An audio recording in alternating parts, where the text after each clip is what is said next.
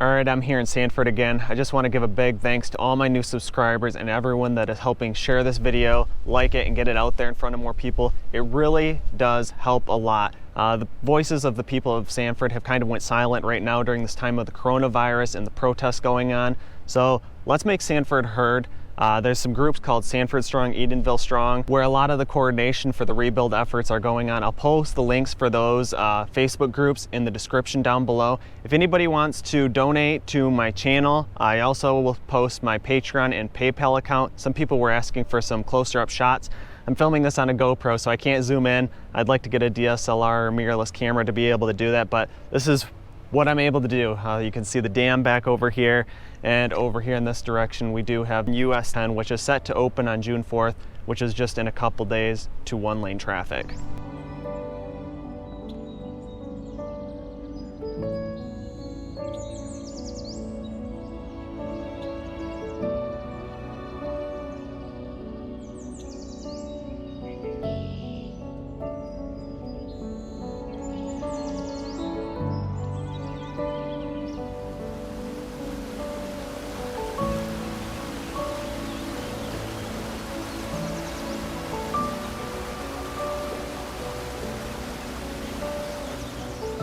So from my last update video, you can see things are not much different. We still have the pontoon sitting up over here.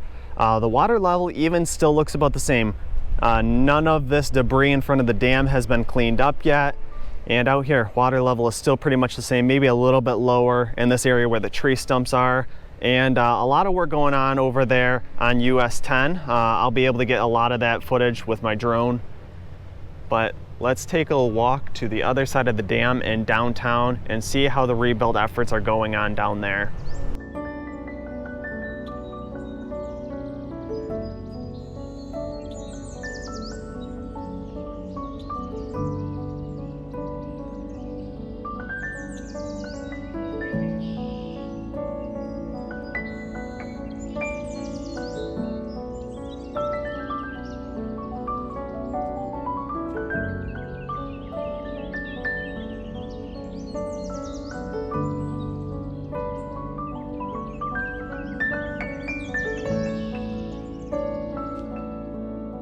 It looks like they did bring in quite a bit of dirt up here by the retaining walls up here on the top of the Sanford Dam.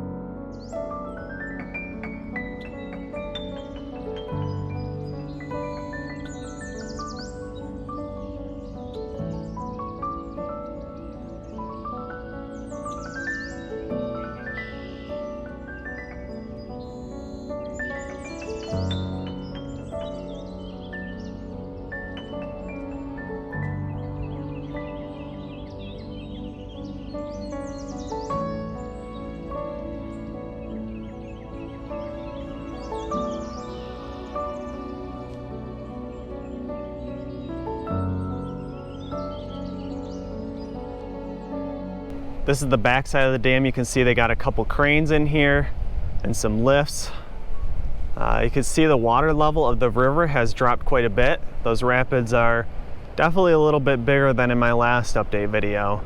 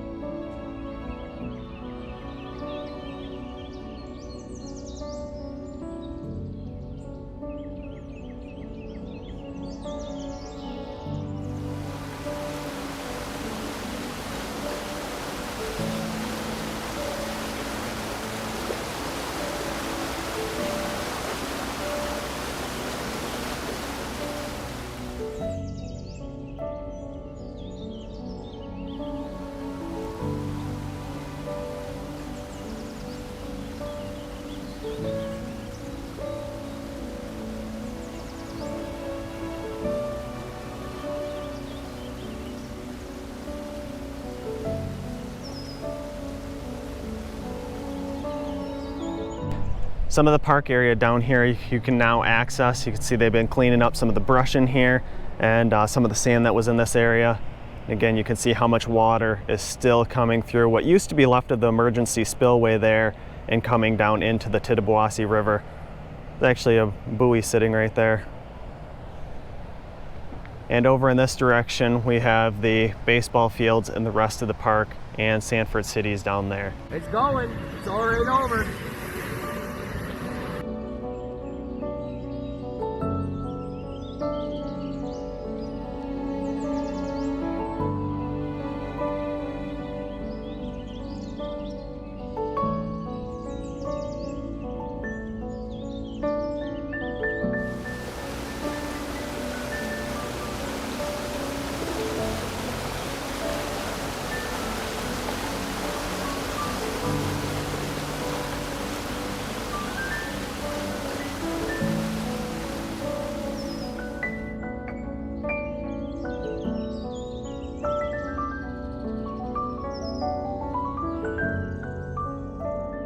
I know some people in some of the previous videos were wondering how these picnic tables did not get swept away, but you can actually see there's a chain from that one chain to this kind of trellis area. Other people were also asking if there's any smell here, and there wasn't right away, but now there's starting to be a little bit more of a smell, probably from the silt and stuff that was on the bottom of the riverbed, now up in here drying out.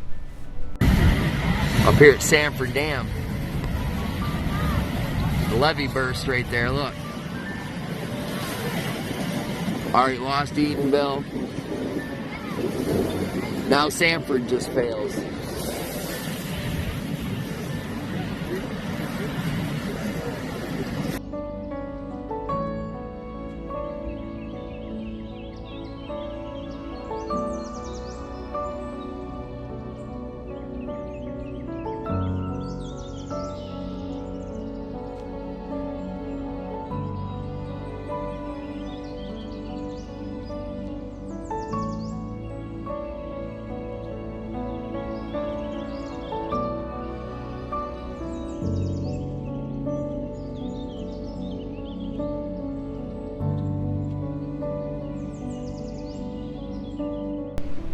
I think one of the biggest differences between this week and last week when I filmed is they actually got quite a few excavators in here. This used to be a building that housed a lot of things for the park, chairs and stuff. And down this direction you can see this house has been completely demolished now. So just kind of cleaning up, and houses that are not able to be rebuilt are being demolished. A little bit more of the park area down in this direction as well. I'm going to take a walk down there. This is that same house that I showed you was moved off its foundation. You can see the foundation is over here, and that house has been shifted over and shoved against that tree. It has not been demolished yet, but the house behind it that used to be there is now gone.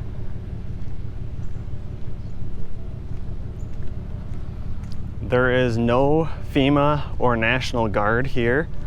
FEMA did come through and do kind of a 10-minute assessment questionnaire to kind of just evaluate how much damage was done. I think residents are waiting to hear back if they're going to get any relief at all from FEMA. So this area used to have a few pontoons. You can see one of the pontoons is still here, but I think there was 2 other pontoons that were in this area. Those look like they have now been lifted out of this area and have now been moved.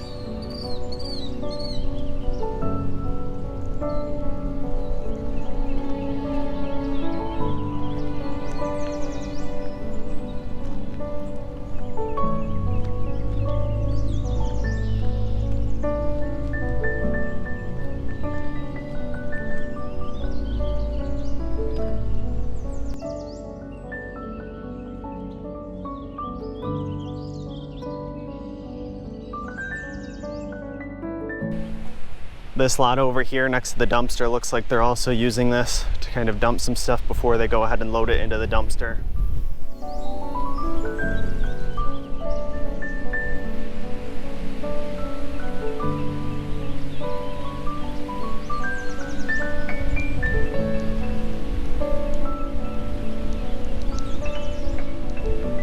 We either have consumers or charter over in that area. Looks like they're either hooking the cable back up or restoring power to the area.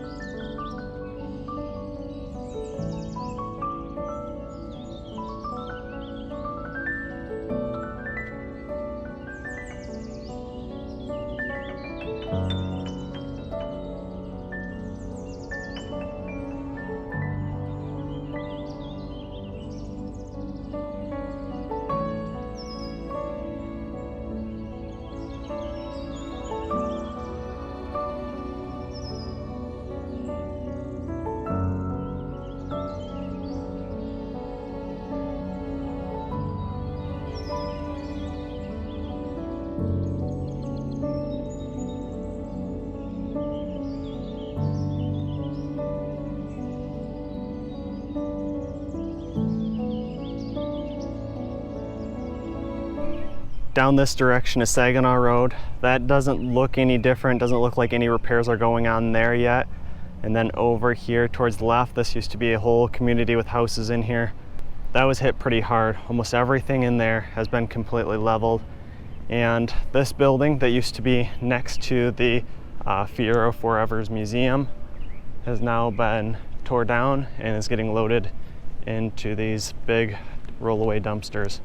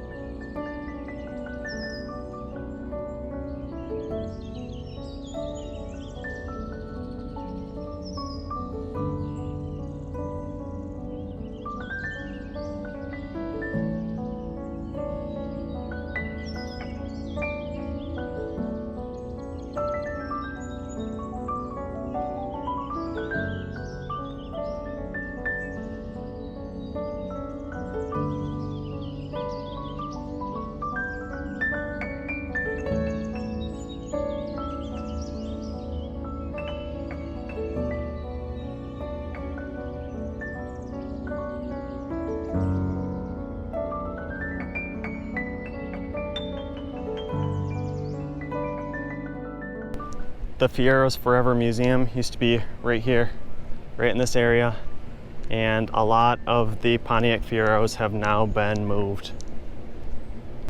There's still a large hole over here in front of R&R Auto Sales. Water level is dropping a little bit, but that water is looking pretty stagnant. A lot of the dumpsters that used to be up this way have now been moved off the streets. Looks like they're still working on drying out quite a few of these businesses as well, but the roads here have been pretty cleared off now. You can see there's one Pontiac Fiero up there and another one right here.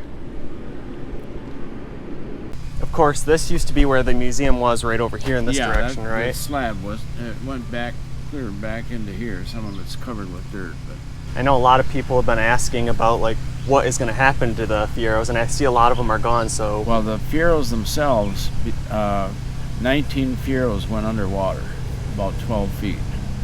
So they are all, you can see that one, that's been washed on the outside, but the inside is covered with mud. And it got in through wherever, but it covered them all. Some of them are 2-3 inches of mud on the seats. Yes. And the dash and everything are covered. Oh, wow. I had 40 cars originally, and I had just 20 this time, and we were down to the collector cars and about 4 parts cars in the back. And the parts cars were all buried. Over there. 3 were buried. Well, 1 was upside on the trees. We had a Lamborghini Countach that was parked in the garage. It was upside down on that tree, and then the white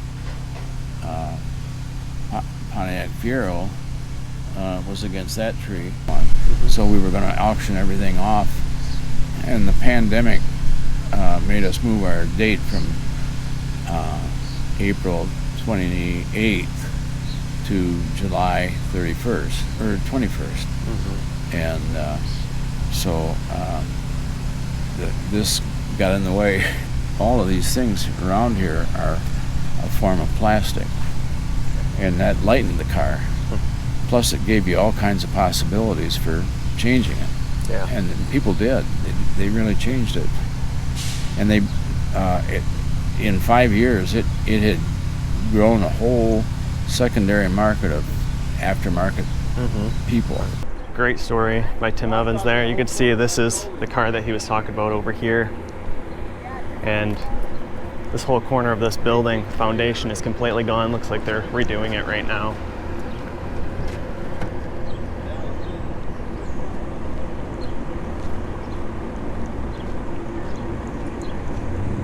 Some more Cetas over here. It's like a lot of things have been being rebuilt right now. The hardware over here. It's like someone's bringing in a little shed.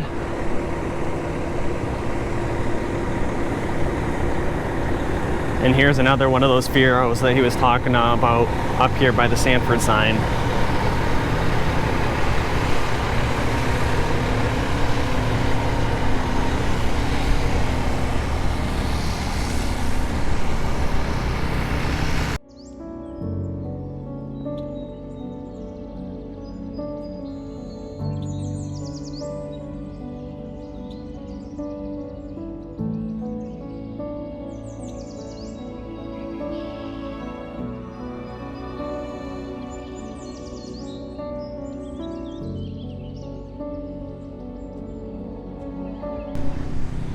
On this side, Lanny's restaurant.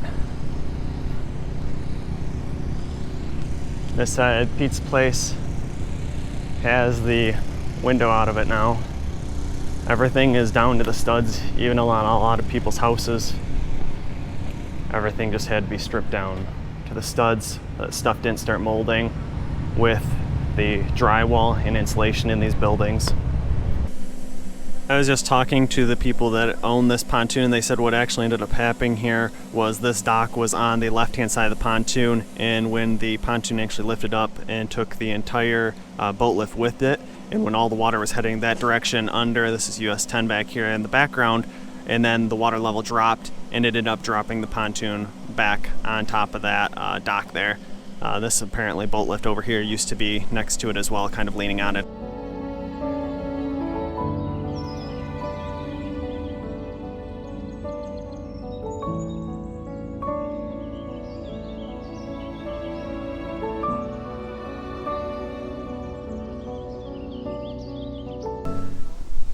So they actually got a quick detach chainsaw attachment on this machine as well. When they're not using it as a crane, you come over here, pop this on, and able to grip logs and cut with the chainsaw at the same time as well. Custom made machine.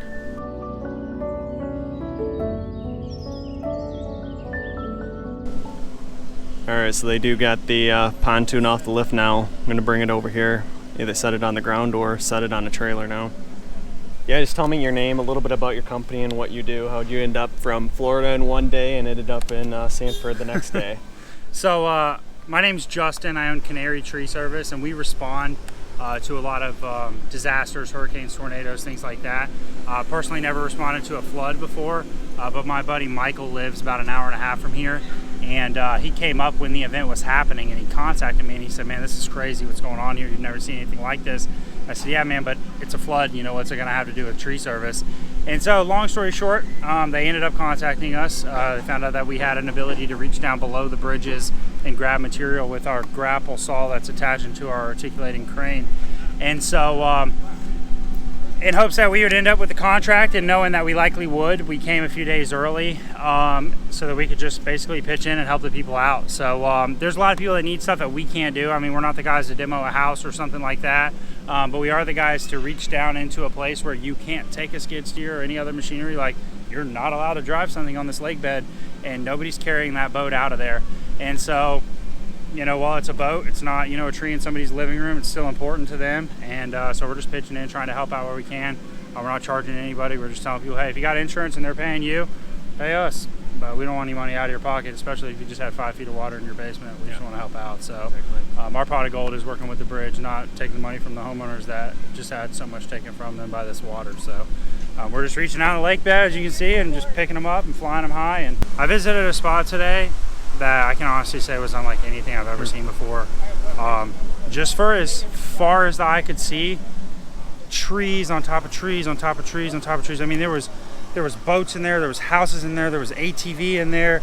I mean, anything and everything that within the reach of this water was in there, and it had all just like piled up in one spot. Plus that area was already a forest. Yeah. So all those trees were knocked down. You could spend years in there with an excavator and not get it done. Right. It was crazy. Can you tell us a little bit more about this machine? Because I know you can kind of go places that normal excavators can't go. You have that capability, as well as not sinking much in the ground and tearing up a lot of the property. So what we have here is a articulating knuckle boom. This particular machine here is a tree package, which is something that we created at my facility in Jacksonville, Florida. The tree package one of this machine is the only one in the world, this one right here. And that's that red grapple there that it can grab onto a tree and cut it with the chainsaw. So literally we do remote control tree removal, but last night it was particularly useful when we were pulling a pontoon out of like a heavily wooded area that you couldn't get into. I hooked the grapple on first and went to trimming the trees and cut everything out of my way, and then was able to hook the boat on and pull it out of there. Whereas there's not a crane that I know of in the world that could have got that thing otherwise. It was a helicopter or nothing. But thankfully we were able to get in there, trim it up, no one had to get up in the tree, and get it flown right out of there, no problem. So Yeah, this would be nice to use over there in front of the dam to clear all that. Yeah, for sure. We hope we get an opportunity at it. You know, we have water, we have submergible ability on our grapple saw. I don't know of anybody else that has one that way. We redesigned ours to be able to do that. Being able to actually dip down in the water and grab the logs will be super beneficial. There's, in the past, unless a bridge is only 10, 15 feet high at the most, the only way to get the debris out is for them to put a man down there in a small boat or a diver, but a man down there physically hooking something onto the debris so that it can be taken out of there. But with this technology, we can do it without anyone having to risk their lives. We can literally reach down there, remote control, pull the stuff out, and nobody has to die. So it's a huge innovation in being able to clear out debris under bridges. And we really do hope we get the opportunity to use it here, that the right people find out about it, because if they see the value in that, they see the ability to get this thing done without anybody having to risk their lives. I do truly believe that we'll have an opportunity to get the contract. And I was looking at the dam yesterday, like we could do it. We could do that project for sure.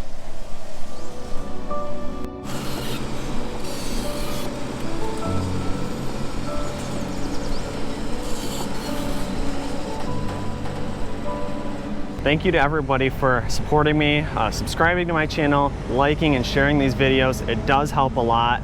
If you want to contribute to the efforts here, make sure you visit the Sanford Strong and Edenville Strong Facebook pages. I'll leave the links in the description down below. And if you want to help support my page, I'll also leave my Patreon and PayPal account down below. Thanks for watching, and make sure you catch my next video. Until then, I'll see you next time.